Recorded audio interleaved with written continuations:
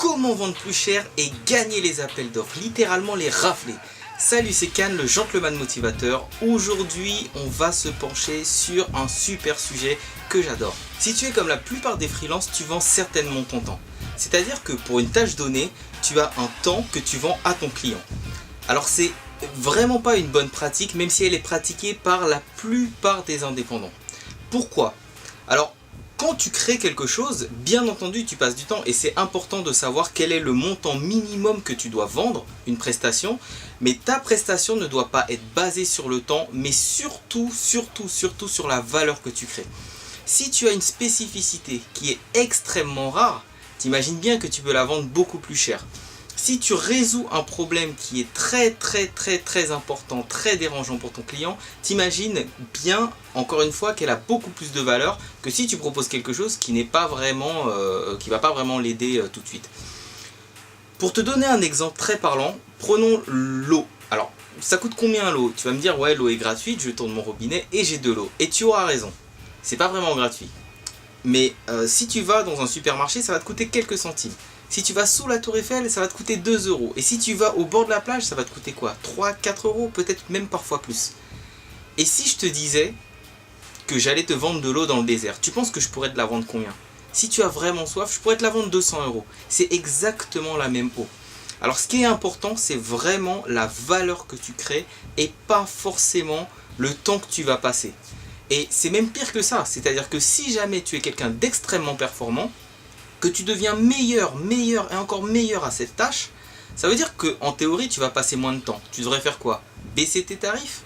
On voit bien que ça n'a pas de sens. C'est-à-dire que ça va pénaliser ta performance. Donc pour vendre plus cher, commence vraiment par créer de la valeur et te rendre compte de la valeur que tu as. Bah alors je t'entends déjà me dire, mais comment est-ce qu'on crée de la valeur ? C'est une bonne question. Comment est-ce qu'on crée de la valeur ? Créer de la valeur, c'est aussi créer de la rareté. Quand tu regardes l'or coûte beaucoup plus cher que le caoutchouc. Pourquoi ? Parce que c'est beaucoup plus rare. Et qu'est-ce qui est rare dans un prestataire, un consultant, un freelance ? Qu'est-ce qui est rare ? C'est l'expertise, c'est le savoir. Comme tu vois, je te la montre souvent, mais j'ai une bibliothèque et il y a une phrase en anglais qui dit « The more you learn, the more you earn ». Plus tu lis, plus tu gagnes. Ton savoir, c'est ce qui va faire ta force, ton expertise, c'est ce qui va faire ta force. Je dis tout le temps, sois toi et crois en toi. Ça veut dire qu'il faut investir en toi. Être un expert, c'est un enjeu majeur. Être un expert, ça te permet de réellement sortir du lot. Mais pourquoi est-ce qu'on a besoin d'être un expert aujourd'hui ? On le voit bien sur Internet, on a accès au monde entier, on a accès à énormément de choses. Ça veut dire que pour soi, c'est en quelque sorte un danger quand on est freelance, quand on est indépendant. Quand on est consultant, on va se rendre compte qu'on est en compétition avec le monde entier. Il y a des plateformes qui proposent des prestations pour 5 euros, comme Fiverr. On se dit, bah, c'est dégueulasse. Pourquoi est-ce que des gens à l'autre bout du monde, parce qu'ils ont des conditions de vie ou un niveau de vie qui est beaucoup plus bas, vont proposer des prestations ? Et pourquoi est-ce que les clients vont aller chercher ça ? Et on se rend bien compte que ce ne sont pas des personnes qui peuvent aller à un niveau d'expertise très fin. Donc si tu veux te battre sur ce niveau et te battre sur les prix, tu seras perdant. Tu ne pourras pas vendre tes prestations à 5 euros. On se rend bien compte que c'est complètement absurde. Donc il faut se rendre expert, il faut affiner son travail, il faut être très pointu. Le monde, on parle souvent, quand on parle d'un business, de concurrents, de part du gâteau, mais il n'y a pas de gâteau. Ou alors, le gâteau, c'est un gâteau, ne serait-ce que pour les francophones. Les francophones, c'est 274 millions de personnes à travers le monde. Si tu t'adresses aux francophones, dis-toi que à ce niveau-là, 274 millions de parts, c'est plus un gâteau. Donc on parle plus de gâteau, c'est pour ça que moi je ne m'inquiète même pas de la concurrence. Pour moi, j'ai pas de concurrence. On est sur un champ qui est énorme. Alors au lieu de subir cette mondialisation et toutes ces personnes qui peuvent faire la même chose que toi et parfois pour beaucoup moins cher, essaye justement de t'en servir et de te dire que tu as aussi la possibilité de toucher toi aujourd'hui des millions de personnes. Mais pour les toucher, il faut les toucher dans leurs problématiques. Leurs problématiques sont spécifiques et il faut être expert ou avoir une expertise pour toucher ces problématiques de manière très spécifique. Toute forme de relation est un échange. Donc moi j'aime bien faire le parallèle avec une rencontre amoureuse. On rencontre quelqu'un la première fois, si on lui propose tout de suite de choisir le nom des enfants ou de se marier, on se rend compte qu'il y a un truc qui va pas bien et on se dit bon lui c'est un peu un mec chelou, donc voilà, on va pas aller plus loin. Non, il faut d'abord entamer une discussion et y aller progressivement. Donc quand tu te retrouves face à ton client, il faut créer du lien. Créer du lien, ça veut dire déjà lui donner quelque chose avant d'obtenir quelque chose de lui. Il ne te connaît pas, tu ne vas pas essayer de lui vendre tes prestations en lui disant achète auprès de moi, je suis largement meilleur que les autres. C'est pas ça qui l'intéresse. Ce qui l'intéresse, c'est dans un premier temps déjà de créer du lien pour pouvoir avoir de la confiance. Ensuite, une fois que tu as créé du lien avec ce client, ça veut dire l'avoir rencontré, tisser du lien, échanger une poignée de main, ça passe par un contact physique aussi très souvent, il va falloir comprendre ses problématiques. Quelles sont les choses qui sont importantes pour lui? Quelles sont les choses qui l'empêchent de dormir ou qui l'empêchent d'avancer dans son business? Ça, c'est le point le plus important. Et pour gagner des appels d'offres, il faut toujours rencontrer le client. À partir d'un moment, quand je me suis rendu compte que les appels d'offres, ça marchait pas toujours très bien, je me suis dit, bon, j'arrête tous les appels d'offres où je ne rencontre pas le client. Et dès que je rencontre le client, les choses se passent différemment parce que je peux aller creuser, je peux comprendre ses vraies problématiques au-delà de ce qu'il a écrit.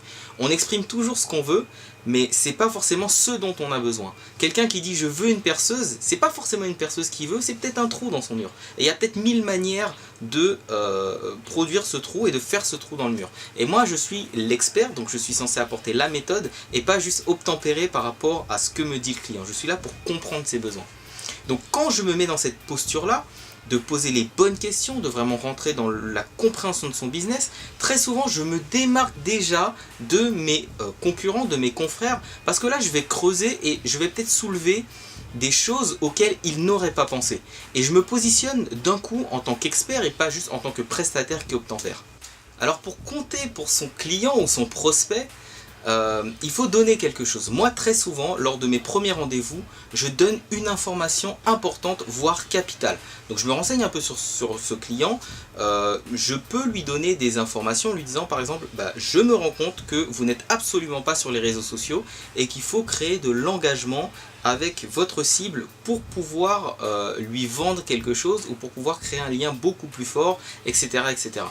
Donc dans un premier temps, pour compter et pour entamer cette relation où il y a un échange, je donne quelque chose. Donc je donne d'abord quelque chose à ce prospect pour qu'il puisse me donner quelque chose en retour. Me donner sa confiance, me donner de son temps, etc. Alors, pour pouvoir répondre correctement et apporter les bonnes réponses, les bonnes solutions, il faut se mettre dans la peau de ton client.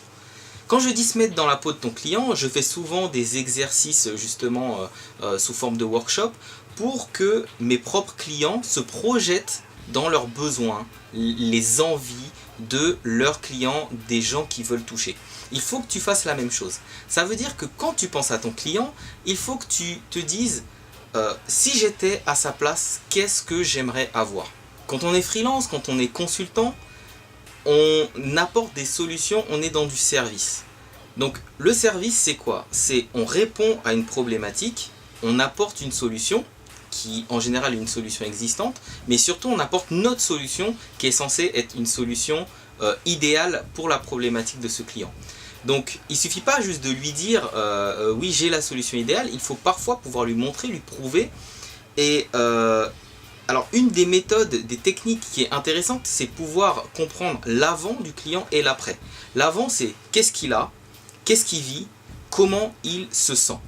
Et l'après c'est comment vous pourrez lui donner autre chose, comment il pourra vivre autre chose et comment il pourra se sentir différemment. Alors il y a une règle qui est universelle.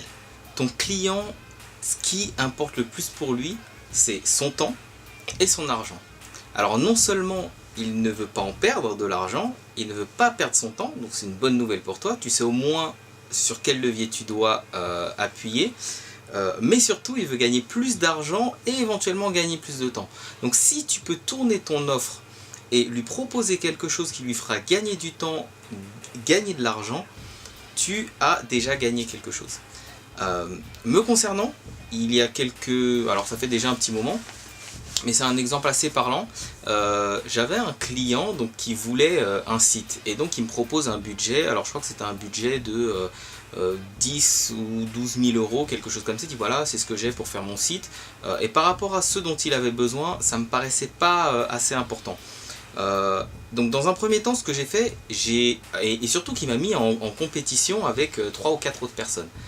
Donc dans un premier temps, ce que j'ai fait, c'est que je lui ai dit qu'est-ce que vous voulez exactement. Il a dit voilà, ce que je veux c'est un site qui me permette de me faire connaître, etc. Donc je l'ai écouté attentivement et je lui ai dit alors ce que vous voulez, c'est pas un site, ce que vous voulez c'est un dispositif de communication qui va vous faire gagner des clients. Si vous avez juste un site, c'est comme avoir une vitrine, mais ne pas avoir de panneaux qui indiquent ce que vous faites, ne pas avoir de pub qui ramène des gens vers votre vitrine, vers votre magasin, ou alors pire, d'avoir une vitrine qui est fermée en fait. Donc vous avez beau avoir des trucs super intéressants à l'intérieur, mais personne ne va les voir. Donc ce que je vais mettre en place, c'est tout un dispositif qui va vous permettre de ramener des clients, de les amener en leur proposant quelque chose qui les intéresse pour avoir leur email, et ensuite une fois que vous avez leur email, vous allez pouvoir rentrer en conversation avec eux, savoir ce dont ils ont besoin, etc. Et le fait de lui avoir proposé ça, j'ai pu non seulement remporter le projet, ce qui est génial, mais surtout vendre plus cher. C'est-à-dire que là, en tant qu'expert, je me positionnais en tant qu'expert qui lui apporte une solution. Et au final, je crois qu'on est arrivé sur un budget de 19 000 euros, quelque chose comme ça. Donc on a quasiment doublé son budget. Il n'a pas créé plus d'argent, mais en tout cas, il a vu beaucoup plus de valeur dans ce qu'on pouvait lui apporter avec mon équipe. Donc ce qui est important, c'est la valeur que tu crées et si tu fais gagner du temps, gagner de l'argent à ton client. Ce que j'ai fait, c'est que je l'ai projeté dans un futur qui serait meilleur pour lui. Un futur où il aurait un site qui lui apporterait des clients, qu'il ait moins à passer des coups de fil à droite à gauche pour avoir des gens qui viennent à lui. Donc un système qui lui permette de lui ramener et de lui attirer des clients. Forcément, si je lui fais gagner du temps ou je lui fais perdre en pénibilité, c'est quelque chose qu'il va rechercher et auquel il va accorder beaucoup plus de valeur qu'un simple site avec juste des pages qui vont montrer ce qu'il fait. Alors dans cet exemple, tu vois que j'ai pu apporter déjà à mon client une valeur dès le début.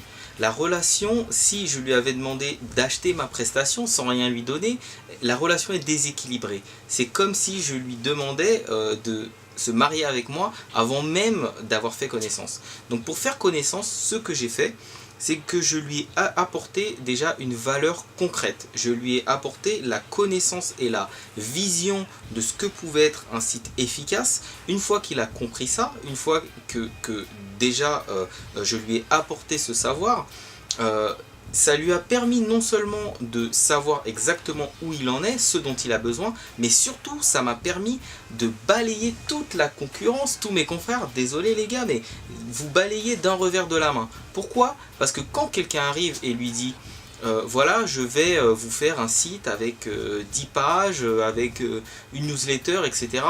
Lui dit oui, mais le site il va m'apporter quoi? Et là on entend juste le bruit de la glotte du freelance qui n'a rien à dire en fait. C'est juste oui bon bah ça va vous apporter de la visibilité, et il dit comment? Parce que là je lui ai apporté un savoir, donc il a mis ces personnes là face à leur manque de savoir, et forcément d'un coup, selon lui, selon sa vision, je me suis positionné vraiment comme un expert et j'ai créé un fossé entre ce que je propose et ce qu'on va lui proposer par ailleurs. Donc tout ça ce n'est possible que parce que je me suis réellement penché sur ses besoins et je me suis attelé à lui apporter de la valeur bien avant de lui demander quelque chose. Alors pour résumer, comment tu peux gagner plus d'argent, vendre tes prestations plus chères et gagner les appels d'offres? Alors n'oublie surtout pas de ne plus vendre ton temps, d'apporter de la valeur à ton client, et si possible apporte-lui déjà de la valeur avant de lui vendre quelque chose. Positionne-toi en tant qu'expert, sois très pointu et concentre-toi sur les problématiques de ton client pour lui faire gagner de l'argent et du temps. Voilà, j'espère que tu as aimé cette vidéo, qu'elle t'a fait progresser sur ce sujet qui est hyper important. Et si tu as aimé cette vidéo, n'hésite pas de mettre un petit pouce bleu, de mettre un like, de me suivre sur YouTube et sur Facebook. Et comme je dis toujours, sois toi et crois en toi. A très vite.